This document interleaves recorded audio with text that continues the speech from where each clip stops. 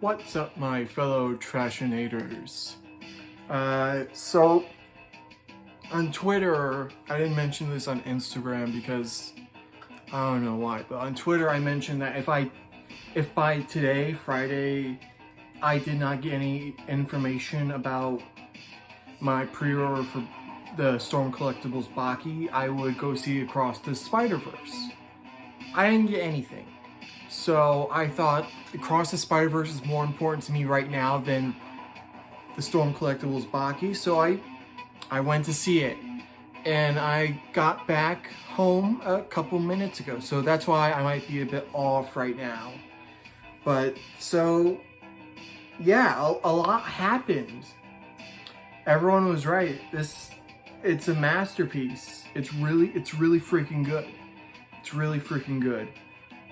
Like, my only problem is that it's a sequel setting up the finale. That's about it. But absolutely the first thing I need to mention first off, spoilers ahead. I'm gonna talk a long time to the point where this video might cut off. I'm just gonna upload it because I don't have a lot of space and I feel like I'm gonna talk for another 40 minutes. So yeah, this video is not going to be uploaded on Friday because it's late. It's like 10. It's 10:22. So yeah, sorry about that. But okay, so yeah, a lot's happened. Not just in the movie, like what happened in the theater for me. But we'll get to that. Let's just go chronological order. So again, spoilers, please go watch it. I went to watch it because I really needed to. I had saved up money, and so I went to see it. I gave up Baki for this movie, and right now it's worth it. In the future, I'm gonna get Baki, and it's gonna be worth it. So yeah, enough talking about Baki. We'll talk about him in like a month or two because that feels like the right amount of time. But yeah, so yeah, let's just talk about the story. All right, spoilers again. So Across the Spider-Verse is the sequel to Into the Spider-Verse. If you have not seen that either, why are you even here? Why do you not care for your own enjoyment? Because these movies need to be seen without spoilers. I got spoiled by like 3 things and it made the experience less than it should have, because I would have actually said this movie's a full-on masterpiece if I had not got spoiled. And one of them is actually really fucking major. Like, actually really major. I didn't know it then, but I know now. I should not have been on the internet. I shouldn't have. And also, it's not my fault either. It's my main form of entertainment, like most of you. It's mostly other people's fault because fucking put spoilers up. Something. I muted everything. I muted every possible word, and yet I fucking got spoiled because most people don't put fucking descriptive words on their posts and post spoilers. Because they want to ruin my experience. They want to ruin all of our experiences. I don't want to do that. That's why I made it absolutely clear. First thing this video, you need to watch it. That's why I haven't said anything yet, because I'm still in like the epilogue right now. I haven't really even talked about the story yet. Go watch it, please. You need to watch this movie and the next one. I mean, all 3 of these movies, you need to watch absolutely blind. I know what to do next time. Hopefully you know what to do this time. Because I already seen too much, and I feel like I didn't get the full scope of how amazing this movie is because of it. That and another thing, but I will get to that. But okay, let's actually get to the story. Because if you're so stupid you don't understand that you need to watch this blind, you can tell how worked up I am. I fucking love this movie. It's so good. It's so good.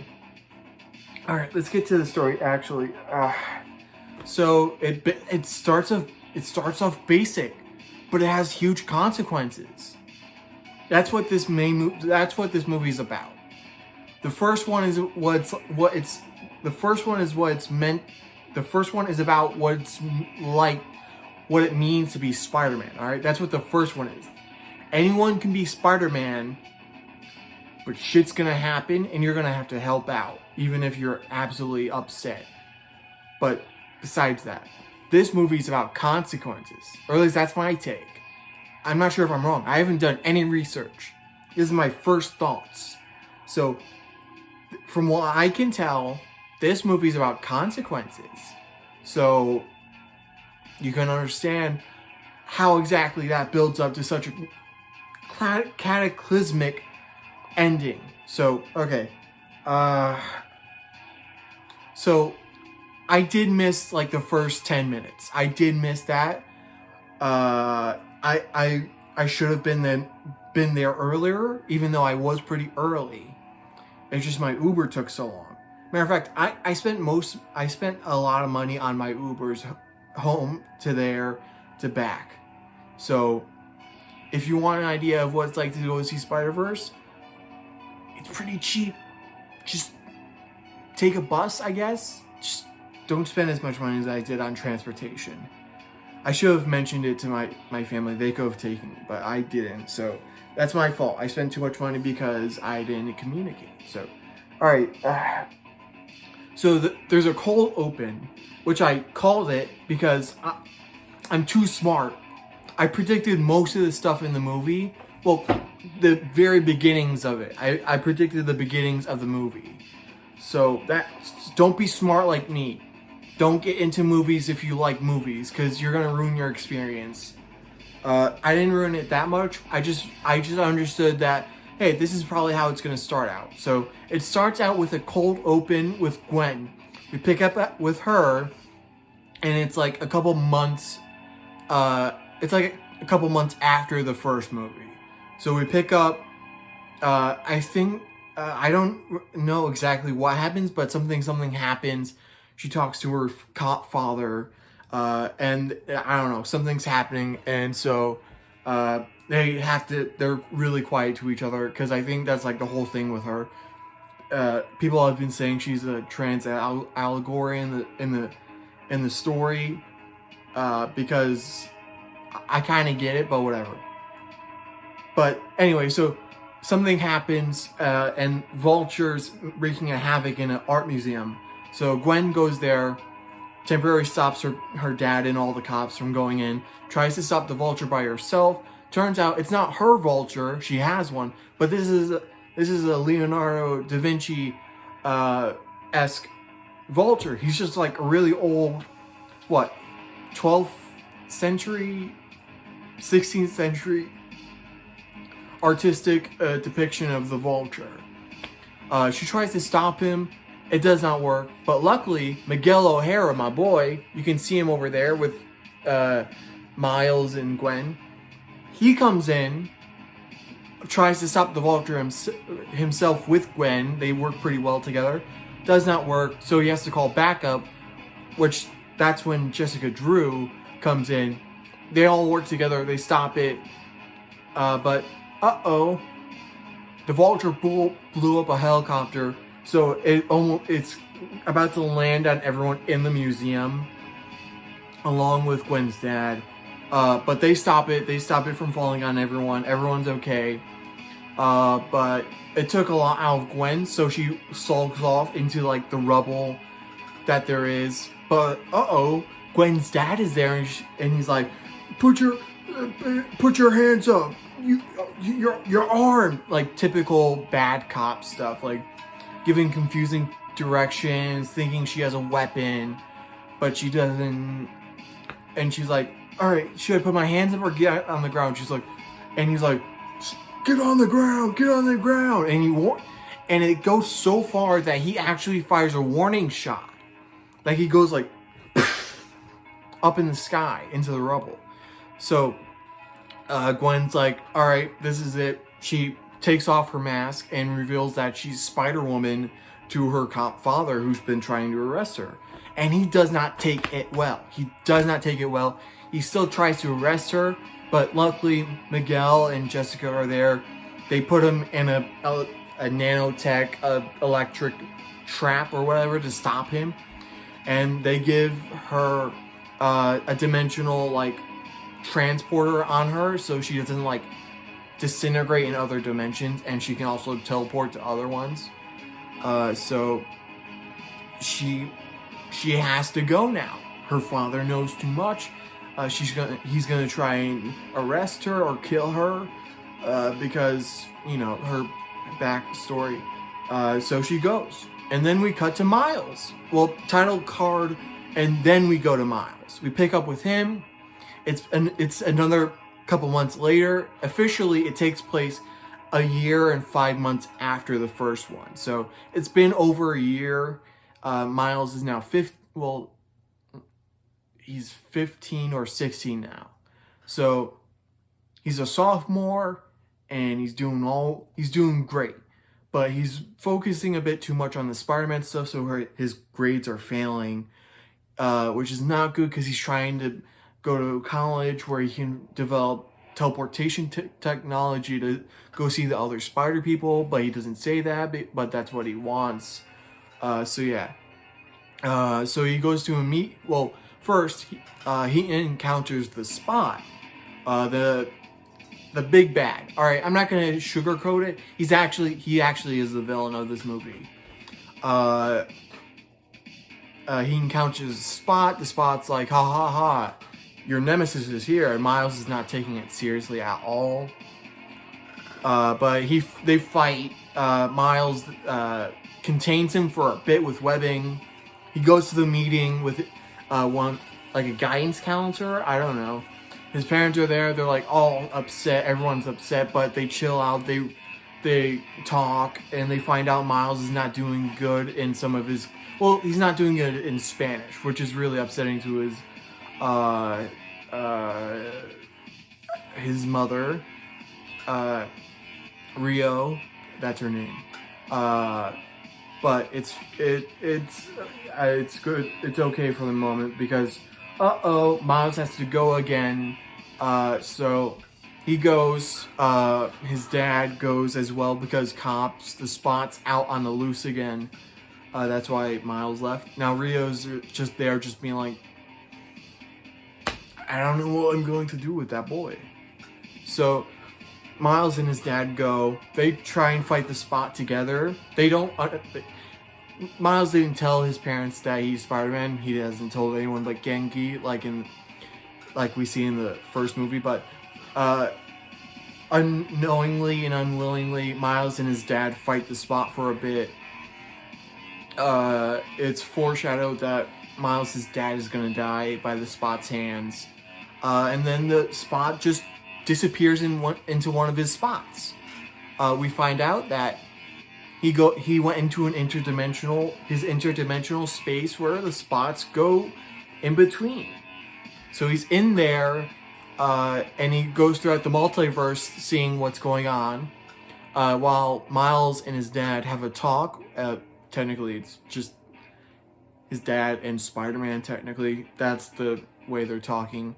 And they're talking about Miles, and he's like, hey, chill out with your son. I know he's got a lot of pressure. Just go easy. And his dad's like, he's changed so much. We don't know what we're going to do with him. And he's like, and Miles is like, all right, fine. Give him a break. So Miles goes, the Spot returns, but he has no more spots, so he has to get more spots. But I'm not sure if you know, but the Spot in this universe, the reason he has his looks is because he was hit by the collider in the first movie, and he basically has multi-dimensional powers because he was hit by a super collider. So Miles technically created the Spot, and the Spot created the spider that bit Miles. So yeah. So basically that's it for the first act. The second one, Miles is trying to get to the party where his dad is actually going to become captain of the police force. in a couple days. So they set up a party where everyone is invited, but Miles is trying to get 2 cakes. He's trying to get a cake, but he said too much, so he gets a second one. So he has to try and get back with the cakes. It does not work. Things are getting in his way, so the cakes get messed up. So when he's there, he makes a scene because he was late, and his dad had a whole speech where he was like thanking everyone. But Miles messed it up basically because he was late and he has a lot on his plate. So Miles and his parents have a fight, a very public fight, about how Miles is changing, and he's like, all right, cool, and he leaves, and his parents say he's grounded. So while in his room, we've known about this, but this is when the movie finally kicks into gear. The villain's set up. We have angst for the main character. Gwen comes back. She's a part of this. She's a part of the Spider Force now. She's only talking to Miles because she misses him, but she actually has an alternative motive, which is the Spot, because multiverse. So her and Miles hang out for like a good 30, half an hour, 40 minutes. They hang out for like a good chunk of the movie. And then we find out that Miles finds out that Gwen was just there to look for the Spot. She took too long hanging out with Miles, so now the Spot has gotten power, and he's traveling throughout the multiverse. Getting more power. And now we're halfway through the movie, and things are getting into gear. They find out he's in a Spider-Verse. He's in a universe with Spider-Man India in Mumbai.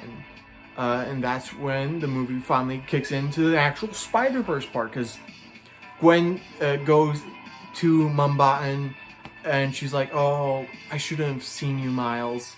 And she leaves into a portal because it is kind of her fault for taking so long and checking on Miles. Especially when we find out something later. But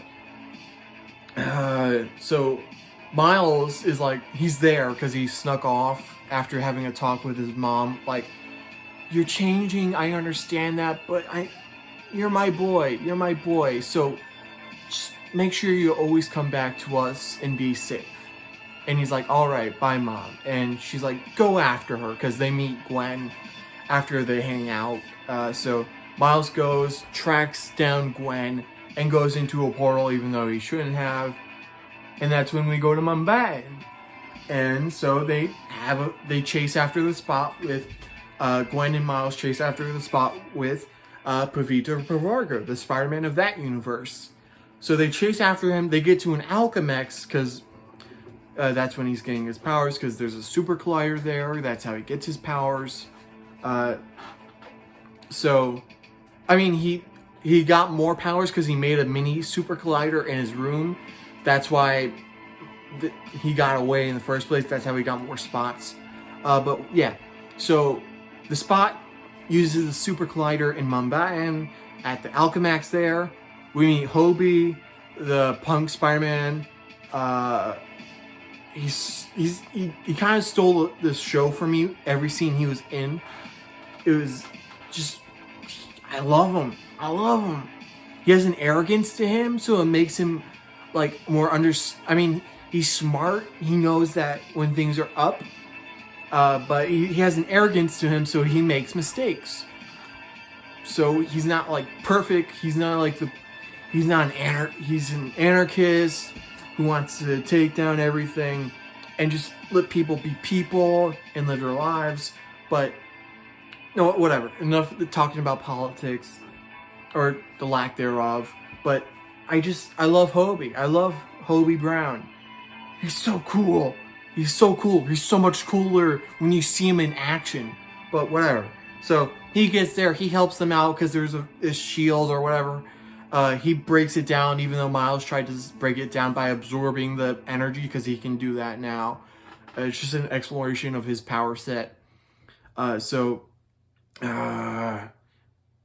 But they're not there in time because the Spot gets in the collider and he gets he becomes all powerful. He's finally a true multi-dimensional, a trans-dimensional being. So they messed up. So Miguel's like, all right, get here to my dimension, the home base.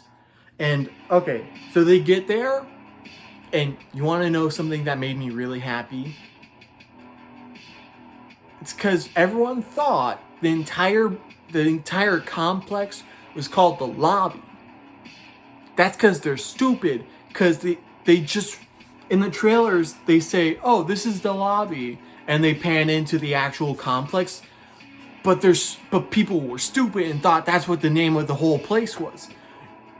No! Why would they have that as the lobby? But whatever. It's not clear. I'm trying to... What I'm saying is that I'm smarter than everyone when it comes to movies, because that's really stupid. Why would you think that entire place is called the lobby? Idiots. Anyway, whatever. So they get to the HQ. They get to HQ. Hobie takes off his mask when we see his beautiful, beautiful face. And we see all the other Spider-Men. And there's so many. There's so many spider people. I really wish I worked on this movie so I could have my Spider-Sona in it. Actually, let me pull them up. I have my laptop here. I can just pull them up. Pull them up. I forgot. They go by they, them, because I really want to only go by they, them sometimes. Nope, not that one. Hold on. So, okay, so they're there. I'm going to talk about it more until I can pull them up. So they get there to meet with Miguel, Hobie, Miles, and Gwen. Alright, let me just zoom in. Okay, Spider Thing. That's their name. That's my Spider-Sona. I'm gonna just show you that because I don't want you seeing into my Google Drive, even though there's not really anything to see. So yeah, so they meet up with Miguel O'Hara, Spider-Man 2099. And by the way, this is the best version, hands down. There's no other better version than this guy. There's no better version of this anymore. This is the best. And I'm so glad we're going to see more of him in the next movie in like 2 years. Because the writer's strike's going on. So it's probably not going to come out next year. Especially when it comes to the animation. So we have at least 2 more years until the next Spider-Man movie. Or at least that one. The next one. Beyond the Spider-Verse. So yeah. So they meet with Miguel. And he's a little depressed dilf who's really upset about everything because he feels like he has the world of the multiverse on his shoulders. Even though he technically doesn't have to do anything. He can have everyone else do it, except he feels like he has to always be the person doing it. But whatever. So he talks to Miles, and he's like, hey, you're not supposed to be here. You're not supposed to be a part of this. You actually messed up in Mumbai because... Turns out, I didn't know this when everyone started talking about canon events in the internet sphere when it comes to Spider-Man. I knew it was like, oh, that's the thing that makes Spider-Man a hero. That's like the bad thing that makes him realize, oh, I gotta be better. I gotta be a hero. I gotta be a good person. But I didn't realize why that was being talked about. I should have known, but turns out in Mumbai, because apparently Pavita Pravarkar, his canon event was supposed to happen right there in that entire thing. When the Spot shows up, destroys everything, he knocks down the Alchemix building. His girlfriend's dad, who's an inspector, should have died there, and he should have been that should have been the reason to make him take things seriously, because he doesn't. He's only been Spider-Man for, 6 months, I think it was said, so yeah. So Miguel's like, yeah, you shouldn't help there. That was his canon event. He was supposed to become Spider-Man right there, even though he was already, whatever. So yeah, Miguel's like, okay, so a canon, he basically explains what I just did. A canon event is what makes Spider-Man Spider-Man. All of the spider people come into the room because it's gigantic, and Miles figures out, oh, my dad's gonna be my canon event. I gotta stop it. But Miguel's like, puts him in a trap like he did the Vulture, and everyone's a bit shaken up by it because it's a bit harsh. But whatever. So Miles is like, all right, cool. Takes the energy and books it. That's what happens for the next another 40 minutes. Hell, it even felt like an hour. That's what. I'm not sure exactly what the timing was, but I'm pretty sure that's what the next hour was. It was just Miles running, and he had an actual plan. He got everyone to a single area, so he could go back to the HQ and go back to his universe. So he does that. It was really cool. He takes the teleporter, and he goes to the wrong universe because there's a machine specifically that they designed where you put them in there, they read the DNA, and they bring you back to your universe. But Miles' spider wasn't from his universe. It was from a different one. So that DNA, not his, the spider's DNA was what was read, and so it was brought to the spider's universe. I'll talk about that later, but everyone thinks that he went back to his universe. So all the spider people go to his universe, figure out, well, Gwen mostly does, but she was actually kicked out of the spider team because technically she's the reason this all happened. But whatever. So she gets kicked out to her I'm flustered. Her universe. She makes up with her dad because she gave up being a cop right as she was giving a speech about how whatever, I'm Spider-Man, I want to be like you because you're such a good cop. He's not. But he was like, all right, I gave up being a cop. You're my daughter. I'm here for you. You're the best thing that happened to me. So she's like, oh. And so it turns out that Hobie actually left her a gift, which was a thing because hers was like locked out. So she has a thing now. She goes to Miles' universe, figures out he's not there. He's in the wrong universe, and so does everyone else. So they're trying to figure out where he is, and he's in the universe of the spider he was bitten by, which turns out is a universe just like his. But Miles was actually supposed to be Spider-Man in that universe, and only that universe. There's no other Spider-Man there. So, no Spider-Man? It means the world's in chaos, and Miles turns into the Prowler. Because technically that's what was supposed to happen in Miles' universe, but he had a Spider-Man there. And the spider got transferred from that universe to Miles, our Miles, and he became Spider-Man as well. So, there's a whole thing about, like, errors or I forgot, anomalies. The term is anomalies. He's technically the first one, like the Spot and others. There's also really cool cameos. There's a lot. I'm not going to talk about it. But, so, turns out, Miles went to a universe of the spider he was bitten by, and it turns out it was also a Miles there. He was supposed to be the only Spider-Man there, but he became the Prowler. And it was hinted at that he killed his own dad. So Uncle Aaron is still alive. Transferred the title to Miles because apparently this Miles is super evil. And also that's the thing I was spoiled about. Miles being the Prowler in another universe. I didn't realize how integral that was, but I got spoiled by it. Also Penny Parker. Penny Parker's her cameo. That she looks like she's from Evangelion, which is pretty cool because that's her reference. That's what she's based off mainly. Whatever. So that's the setup for the next movie. The Spot comes back to our Miles' universe, so he could wreck shop. But Miles is stuck in the universe of where his spider was from, and the evil Miles is. So he has to get away from them, while also all the main spider people we met, Hobie, Paviter, Gwen, Peter, Parker, he has Mayday now, so he's a father, and he's with MJ. And then we have Spider-Man Noir, and and Penny Parker, and I think that's it. That's the main gang who's trying to help Miles. And so yeah, that's when the movie ends. I don't know if there's a post-credit scene. There probably is, but that's it. That was the movie.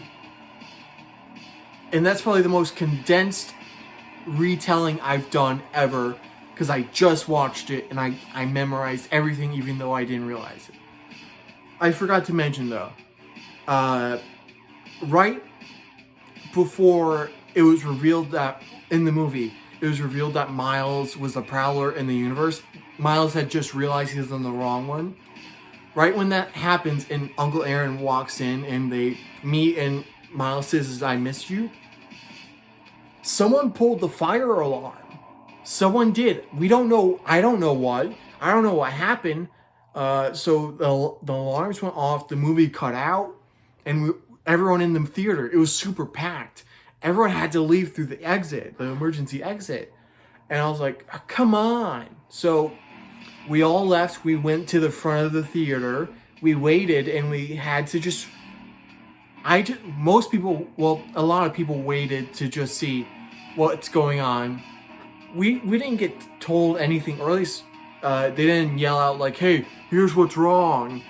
No, a lot of people waited.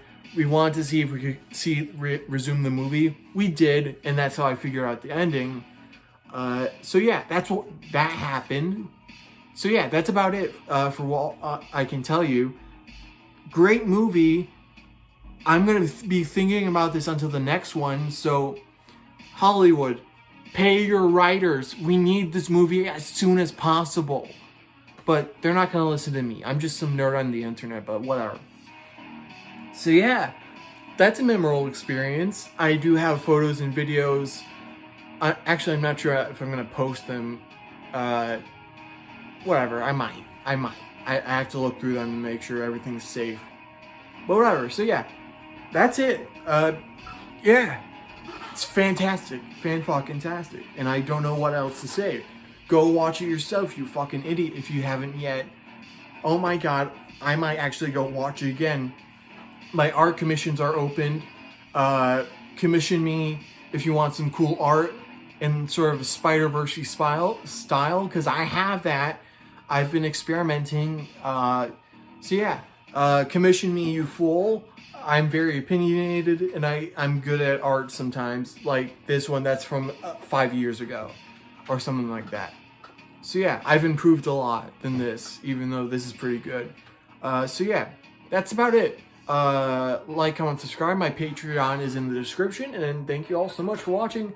I have nothing else to say. It's great. Go watch it, please. Bye.